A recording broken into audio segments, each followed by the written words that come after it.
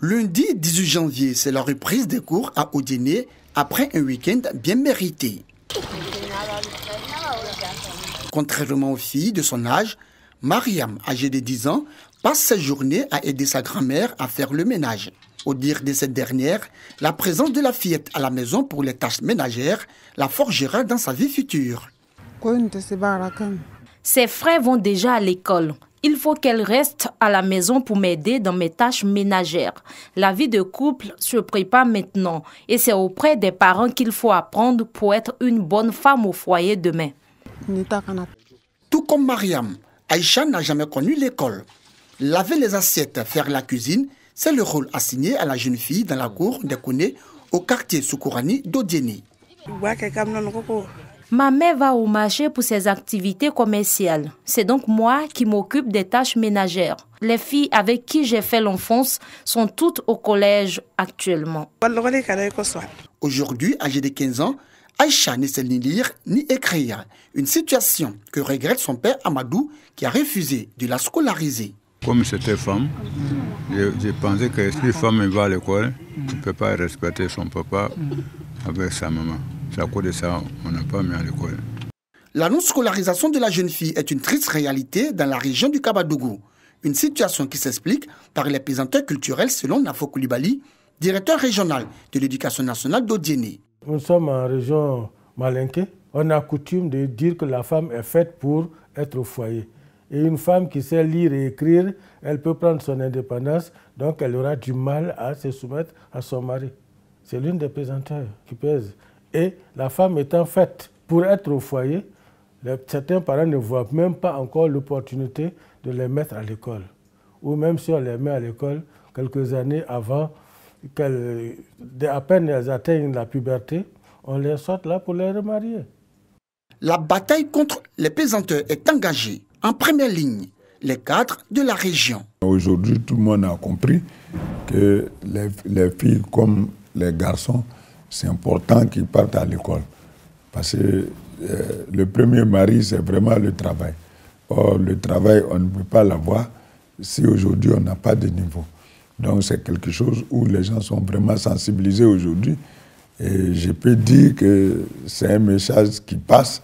Certes, hier, il y avait suffisamment de problèmes, mais aujourd'hui, la plupart de ces pesanteurs-là sont levés et tout le monde s'emploie aujourd'hui à envoyer les filles à l'école. La bataille porte ses fruits. De 16 934 filles inscrites sur un effectif total de 46 143 élèves en 2016, le nombre de filles scolarisées est passé à 18 743 filles sur un effectif de 39 863 élèves en 2019, soit environ 36% en 2016 contre 47% en 2019. Les parents sont sous le poids des pesanteurs culturels. Donc il faut qu'on aille doucement, progressivement, en sensibilisant de jour en jour, alors on parviendra à, disons, à une scolarisation plus massive des filles. Pour faciliter l'accès de la jeune fille à l'école, l'État opte pour la politique de la gratuité de l'école pour tous. Une politique inclusive qui rend l'école obligatoire aux enfants âgés de 6 à 16 ans. Le Kabadougou enregistre l'un des taux de scolarisation les plus faibles selon le ministère de l'Éducation nationale. La fraude aux examens scolaires a pris une proportion importante ces 4 dernières années. De 383 cas de fraude en 2017 au baccalauréat, l'Éducation nationale enregistre 16 428 cas en 2020.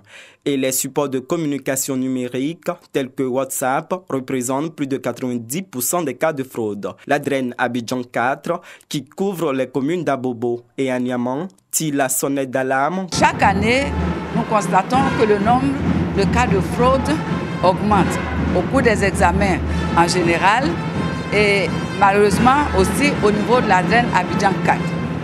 Et c'est pour cela que nous avons jugé utile d'organiser ce séminaire qui a rassemblé tous les acteurs de telle sorte que chacun prenne conscience de l'ampleur du danger et que nous puissions nous mettre véritablement à lutter ensemble contre ce fléau. La Commission nationale de discipline a sanctionné 605 personnes, dont 550 dans le privé et 55 dans le public en 2020. Les sanctions varient entre 1 et 5 ans d'interdiction. Quelqu'un qu'on prend avec une feuille venant du dehors, c'est 1 an. Celui qui a le portable, c'est intransigeant, c'est 5 ans. Celui qui prend la copie de son camarade pour copier, c'est 5 ans. Copie semblable, c'est 5 ans. Dans nos centres, il y a aussi les représentants de la loi. Les gendarmes, les policiers, s'ils font la procédure et que le procureur veut bien se saisir de l'affaire, il peut avoir des gens qui peuvent aller en prison. La directrice des écoles, lycées et collèges, Mme Begreyao Nyamien, invite les acteurs éducatifs à s'engager pleinement pour éradiquer ce fléau de la fraude aux examens afin de valoriser les diplômes.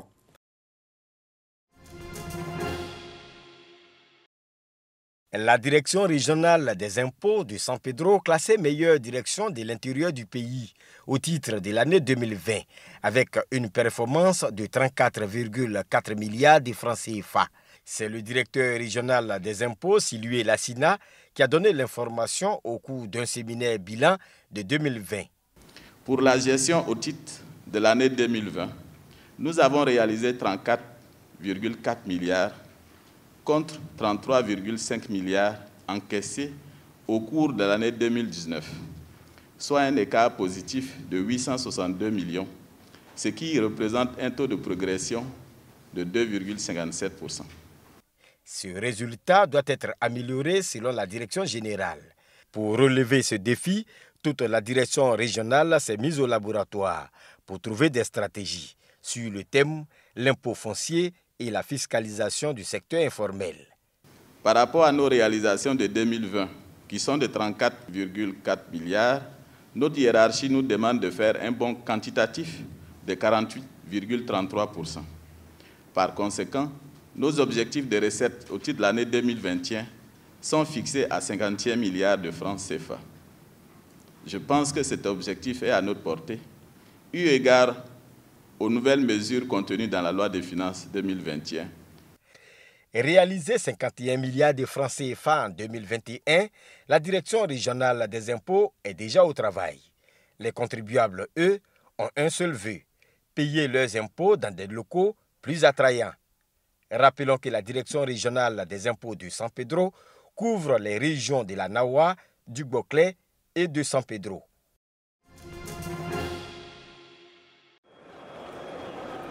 Dissolution du Comité national pour le salut du peuple auteur du coup d'État contre Ibrahim Boubacar Keïta au Mali.